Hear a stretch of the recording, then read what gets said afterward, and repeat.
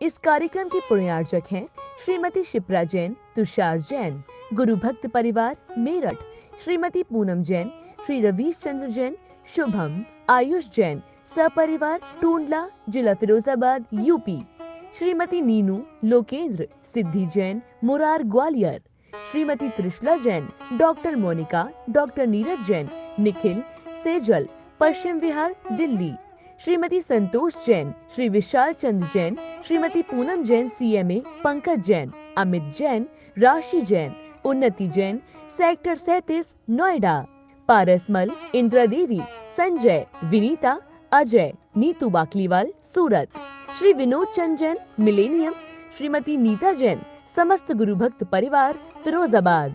धर्म स्नेही सत श्रद्धालु यहाँ पर उपस्थित आप सभी भव्यवर पुंडरीक पुण्यात्मा महानुभाव, आचार्य भगवान समंतवत स्वामी द्वारा विरचित रत्न कंडक सावकाचार की वाचना के अंतर्गत षष्ठम अधिकार संलेखना व समाधि के अधिकार के संबंध में सुन रहे थे। आचार्य भगवान विस्तार से यहाँ पर संलेखना की विधि समाधि वर्ण के संबंध में बताया। संलेखना के व्रतों की जो व्रत के अतिचार है उनके बारे में बताया। फिर श्लोक नंबर 130, 131 आदि में देखा संलेखना का फल क्या है वह बताया। निश्चय सुख की प्राप्ति, ऐसे सुख की प्राप्ति जो निस्सीम है, दुर्लभ है, कल्याणकारी है, नित्य है, इत्यादि विशेषता दी। और आगे विशेषता दी वह संलेखना व्रत रूपी धर्म का पान करने वाला, अमृत का पान करने वाला, वह जन्म जरा मृत्यु आदि से रहित, रोग शोक भय आदि से रहित अनंत सुख के सागर का पान करने वाला होता है, जो शाश्वत सुख है। अर्थात वह निर्वाण सुख को प्राप्त करता है। निर्वाण का आशय होता है जिस आत्मा के अंदर से कर्म रूपी बाण निकल चुके हैं, वे जीव निर्वाणगत। किंतु जिसे निर्वाण को प्राप्त किया, मोक्ष को प्राप्त किया, मुक्त जीव कहो, सिद्ध कहो, शुद्ध कहो, वह वहाँ क्या करता है? कई बार लोग पूछते हैं महाराज जी सिद्ध परमेष्टि वहाँ क्या करते हैं? सिद्धालय में कुछ नहीं करते। जो कुछ करना था वह तो सब संसार में किया जाता है। सिद्धालय में कुछ नहीं किया जाता। जो अनंत काल तक, अनादिकाल से लेकर के जब तक सिद्ध बने तब तक उतने काल से संसार में जो कुछ कर रहे थे उनके कर्मों का फल यहाँ भोग लिया। अब कर्मों को जो नष्ट किया, नष्ट करने पर जो आत्मोत्पन्न गुण हैं उन गुणों को भोगते हैं। अनंत सुख आदि गुणों को भोगने वाले होते हैं। और वह सुख सिद्धों का अनंत सुख है, अनंत काल तक विद्यमान रहने वाला है, अंतहीन है। संसार की दशा, किसी पर्याय की दशा जो भी है, पर्याय जीव की व्यंजन पर्याय, द्रव्य पर्याय कहें, 33 सागर से ज़्यादा वाली नहीं है द्रव्य की पर्याय, चाहे नरक में हो चाहे स्वर्ग में हो। मनुष्य तंत्र के अपेक्षा से देखें तो 3 पल से ज़्यादा की नहीं है, किंतु वह भी असंख्यात वर्ष का समय होता है। समाधि को ग्रहण करने वाला वह है आराधक, साधक स्वर्ग के सुखों को भोगता है। और वह स्वर्ग के सुख सागरों पर्यंत भोगता है, सागरों पर्यंत। सागर भी असंख्यात वर्ष का होता है, पल्ली असंख्यात वर्ष का होता है, फिर उद्धार पल्ल, अद्धा पल्ले, ये सब फिर सागर बहुत बड़ा होता है। किंतु इन सब सुखों से पार चला जाता है। इन कर्म से उत्पन्न होने वाले सुख दुख से वह परम विरक्त हो जाता है, आत्मस्थ होकर के उत्तम समाधि को प्राप्त करता है। फिर आगे पुनः मनुष्य अवस्था को स्वीकार करके प्राप्त करके वह तपस्या करता है, यथाजात दिगंबर दीक्षा लेके साधना करता है, निरीय वृत्ति को धारण करता है, इच्छा का निरोध करता हुआ तपस्या को करता है, वैराग से संयुक्त होता है, सम्यक ज्ञान समचार से संयुक्त होता है, अपनी आत्मा को आत्मा में लीन कर देता है, फिर नई कर्मों का, नूतन कर्मों का बंध नहीं करता और पुराने बंधे हुए कर्म उदय में आते चले जाते हैं, उनके फल को समता से भोगता है। ऐसा जीव वह परम अवस्था को, शुद्ध अवस्था को, परमात्मा की अवस्था को, सिद्ध अवस्था को प्राप्त कर लेता है। वहाँ सिद्ध अवस्था प्राप्त करने के उपरांत क्या प्राप्त होता है बता रहे हैं आचार्य महोदय यहाँ पर। विद्या दर्शन शक्ति स्वास्थ्य प्रहलाद तप्त शुद्ध युज नृतशया निर्वध्यो निश्रेयस मावसंत सुखम। निर्वाण को प्राप्त मोक्षगत जीव वहाँ बसते हैं, वास करते हैं और उस निश्चय सुख को प्राप्त करते हैं, कल्याणकारी सुख को प्राप्त करते हैं। कैसा सुख है वह बता रहे हैं। विद्या, जहाँ पर अनंत ज्ञान है, अनंत ज्ञान है, कोई अंत ही नहीं। ऐसे अनंत ज्ञान के माध्यम से वे लोक और अलोक में विद्यमान प्रत्येक द्रव्य का प्रत्येक गुण और द्रव्य की प्रत्येक पर्याय को वे जानते हैं। जानते शब्द हैं, ये शब्द ऐसा आपको लग रहा होगा कि जानते यानी बुद्धिपूर्वक पुरुषार्थपूर्वक, किंतु नहीं। यूँ कहें कि उनके ज्ञान में सब कुछ झलकता है। आचार्य समन्तो स्वामी निरतंग आचार्य के मंगलाचरण में वहाँ दिया, नमः श्री वर्धमानाय निर्धूत कललात्मने सालों का नाम तो लोगों ना यदि विद्या दर्पणाय थे, जिनकी विद्या में दर्पण के समान सब लगते। अमृत स्वामी ने दिया तज्जयति परम ज्योति रवांग। वह परम ज्योति, जिस परम ज्योति को प्राप्त करके वह आत्मा परम शुद्ध सा का अनुभव करती है, जिस परम ज्योति से लोक अलोक का सुख जाना जाता है। अथवा तन्नमामि परम ज्योति रवांग मन सुगोचरम, वह वचन के अगोचर है ऐसी वह केवल ज्ञान ज्योति जो संसार के कारणभूत कर्मों का उन्मूलन करने वाली है और मोक्ष के कारणभूत सद दर्शन ज्ञान विद्या चारता तो देने वाली है, उसको नमस्कार किया।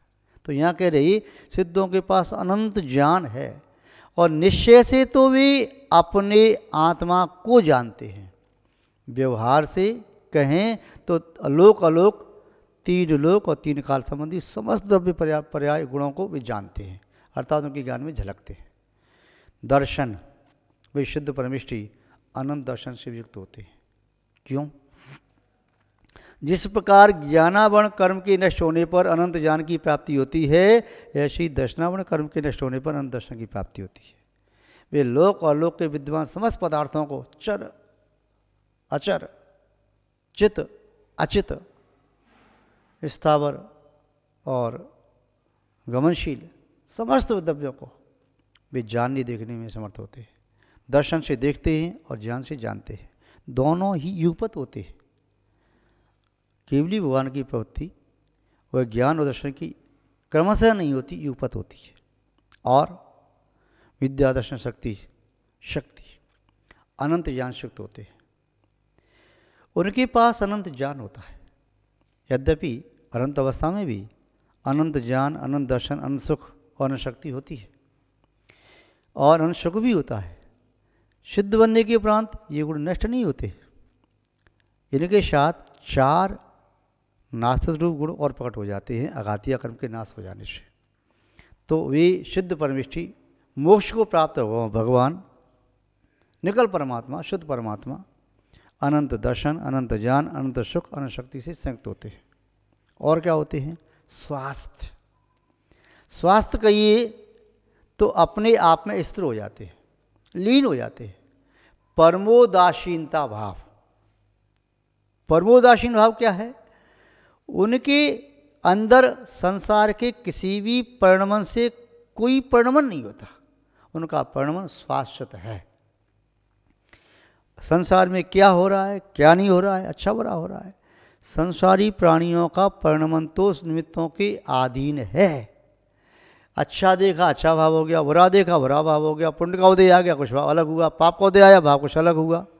अवस्था अच्छी मिली, भाव कुछ अलग हुआ, अवस्था बुरी मिली, भाव बुरी हुआ, मौसम अच्छा हुआ, बुरा हुआ, काल सुकाल दुकाल कुछ भी चल रहा है, इस सब का प्रभाव संसारी प्राणी पर कंचित पड़ता ही है। वीतरागी पर नहीं पड़ता, पर संसारी प्राणी पर तो पड़ता है, छद्मस पर पड़ता है। किंतु वे स्वास्थ्य परम उदासीन भाव को प्राप्त हुए, किंचित भी राग द्वेषमय परिणाम उनका कभी नहीं हो सकता।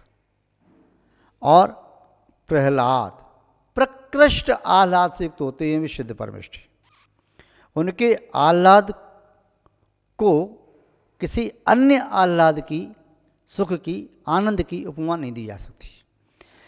जैसे सागर को किसी की उपमा नहीं दी जा सकती, जैसे आकाश को किसी की उपमा नहीं दी जा सकती, संपूर्ण पृथ्वी को किसी की उपमा नहीं दी जा सकती, दिव्य तेज युक्त दिवाकर सूर्य को किसी की उपमा नहीं दी जा सकती, ऐसे ही अनंत व सिद्धों के गुणों को कोई उपमा नहीं दी जा सकती। अनंत के गुणों को फिर भी कोई कह दे कि उनके गुण भी मानो सिद्धों की तरह से थे, पर सिद्धों के गुणों को क्या उपमा दोगे? सिद्धों के गुण कैसे हैं? सिद्धों में जैसे होते हैं वैसे ही हैं, अन्य किसी की उपमा नहीं दी जा सकती, क्योंकि गुण अनुपमेय हैं, उपमा के अयोग्य उपमा नहीं जा सकती। तो वे उत्कृष्ट आह्लाद से सहित हैं, तृप्ति, वे तृप्त हैं। संसारी प्राणी, छद्मस प्राणी अतृप्त रहते हैं। वे संसार की वस्तुओं से अपने आप को भरना चाहते हैं, ये भी मिले, ये भी मिले, ये भी मिले, ये मिल जाए तो आनंद आ जाए, ये मिल जाए तो आनंद है, इसको मैं भोग लूँ तो आनंद आ जाए, इसका उपभोग कर लूँ तो आनंद आ जाए, इसे प्राप्त कर लूँ तो आनंद आ जाए, इसको देख लूँ तो आनंद आ जाए, ऐसा व्यक्ति वह सोचता है। किंतु जिस व्यक्ति की ज्ञान चेतना जागृत हो गई है, जो व्यक्ति अपनी आत्मा में लीन रह सकता है, ज्ञान में लीन रह सकता है, ऐसा व्यक्ति ज्ञान से संतुष्ट होता है। जैसे पृथ्वी में जल विद्यमान है, ऊपर से मिट्टी हटाते जाओ, जल नीचे से निकल के आ जाता है, ऐसे ही आत्मा से कर्मों की परतें हटाते चले जाओ तो आत्मा के अंदर जो स्वभाव हैं, गुण हैं, वे स्वतः प्रकट हो जाते हैं, और फिर आत्मा पर के अधीन कभी नहीं हो सकती।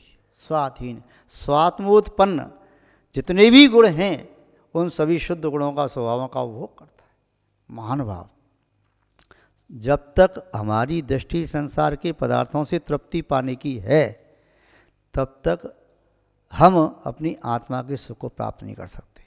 जब संसार के पदार्थों से तृप्ति पाने की अभिलाषा नष्ट हो जाए, संसार के पदार्थों में सुख की कामना, कल्पना, अभिलाषा नष्ट हो जाए, और हमारी धारणा नष्ट हो जाए कि हमें सुख पर वस्तु से मिलेगा, इस धारणा के नष्ट होते ही व्यक्ति आत्मोत्पन्न सुख की खोज में लग जाता है, और जो आत्मोत्पन्न सुख की खोज में लगता है वह सुख को प्राप्त करके ही रहता है, प्राप्त कर ही देता है।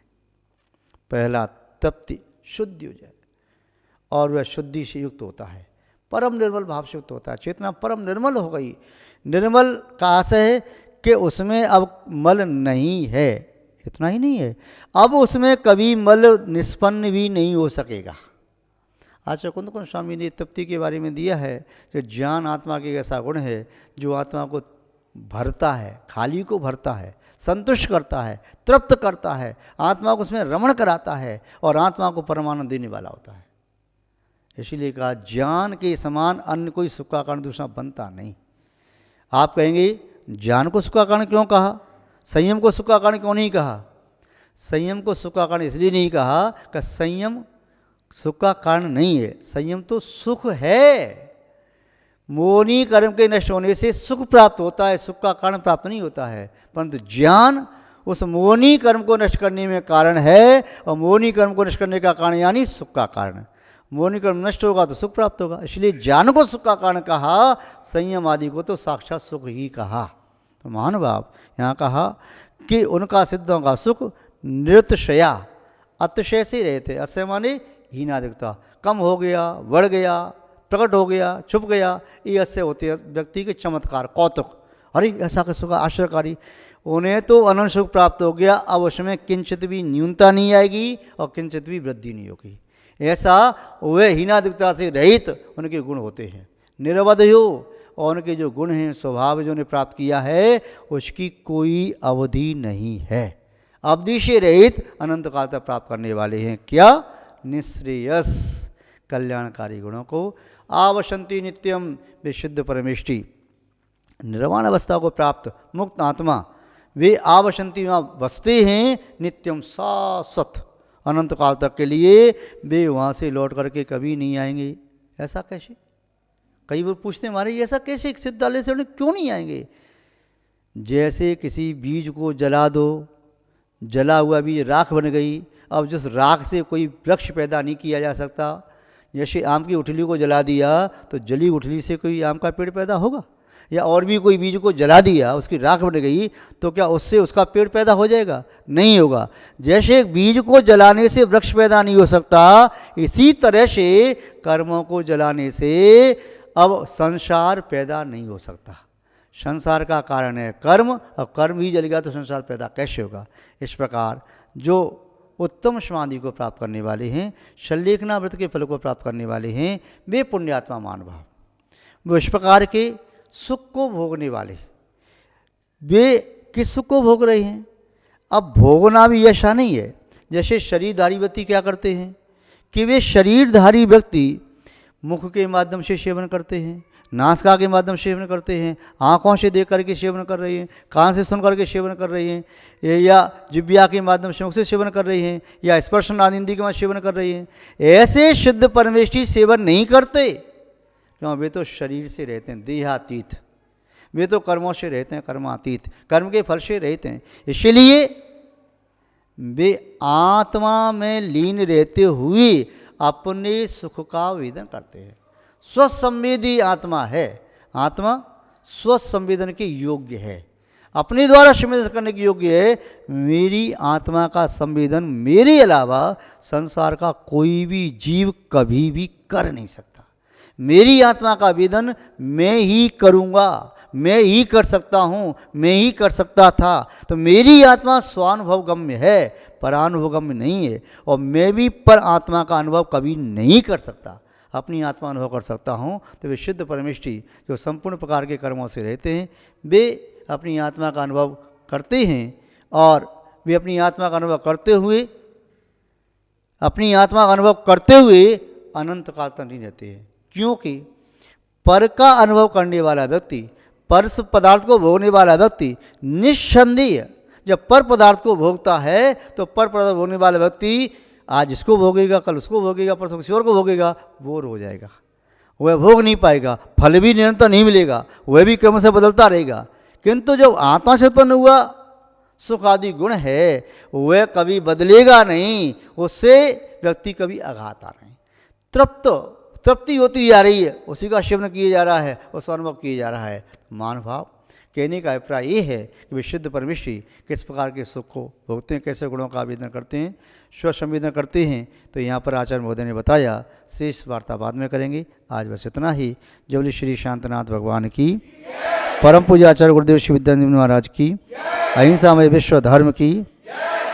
इस कार्यक्रम के पुण्यार्जक थे श्रीमती शिप्रा जैन, तुषार जैन, गुरु भक्त परिवार मेरठ, श्रीमती पूनम जैन, श्री रवीश चंद्र जैन, शुभम, आयुष जैन, सपरिवार टूंडला, जिला फिरोजाबाद, यूपी, श्रीमती नीनू, लोकेंद्र, सिद्धि जैन, मुरार, ग्वालियर, श्रीमती त्रिशला जैन, डॉक्टर मोनिका, डॉक्टर नीरज जैन, निखिल, सेजल, पश्चिम विहार, दिल्ली, श्रीमती संतोष जैन, श्री विशाल चंद्र जैन, श्रीमती पूनम जैन, CMA, पंकज जैन, अमित जैन, राशि जैन, उन्नति जैन, सेक्टर 37, नोएडा, पारसमल, इंदिरा देवी, संजय, विनीता, अजय, नीतू बाकलीवाल, सूरत, श्री विनोद चंद जैन, मिलेनियम, श्रीमती नीता जैन, समस्त गुरु भक्त परिवार, फिरोजाबाद।